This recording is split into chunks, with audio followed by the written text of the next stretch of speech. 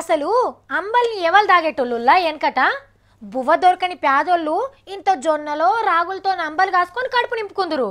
ఎండాకాలం సలవిస్తుంది, పెయికి బలం కూడా. చేతి నిండా పైసలు ఆడేటోళ్ళు, పంటలు మంచిగా వండే జమీందారులు భూస్వాములు అంబలంటే షీప్గా చూసేటోళ్ళు. కానీ ఇప్పుడు ఎట్లున్నది పరిస్థితి? మొత్తం ఉల్టా పల్టా అయింది. మంచి మంచి కార్లలో తిరిగే కోటీశ్వర్లు కూడా అంబలు దాగు నేర్చిండ్రు, జొన్న గట్క తింటుండ్రు. రాగి సంకటికి కూడా గిరాకీ మస్తు పెరిగింది.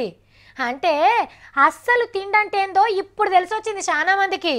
ఈ కల్తీ తిండి కంటే వెనకటి తిండే నయం అనుకుంటుర్రట. అరే నేను మీకు అసలు ముచ్చట చెప్పలేదు కదా, చూడండి. వారెవ్వా, ఏమన్నా ఉపాయం చేసిండ్రా? అసెంబ్లీ అంబలి కేంద్రం తెరిచిండ్రు, మంచిగా కలవెట్సారు.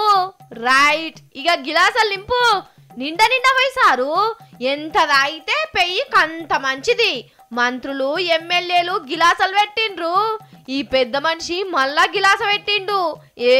మస్తుగుంది. మెల్లగా మెల్లగా జోగు రామన్నా, ఇట్లా ఎంతసేపు సప్లై చేస్తావే? నువ్వు కూడా ఓ గిలాసర్ దాగు బలం వస్తుంది. ఇట్లా అసెంబ్లీలా జొన్నంబలి సెంటర్ నడుస్తున్నది. ఇలేకర్లు, పోలీసు వాళ్ళు, డ్రైవర్ అన్నలు, చిన్న లీడర్లకు మస్తు దగ్గరకు వస్తుంది. ఈ ఉపాయం చేసిన సార్ను మెచ్చుకోవాల్సిందే. అంబలి అమృతం అసొంటిది అంటారు. అట్లనే బయట రోడ్ల మీద ఆడోటీడోటి అంబలి కేంద్రాలు పెడుతున్నంటే పబ్లిక్ కు ఎండ దెబ్బ తగలకుండా కాపాడినోళ్ళు అవుతారు సార్లు. మనిషికో గిలాస తాగి మనసు నిమ్మలం చేసుకొని మిమ్మల్ని తలుసుకుంటారు.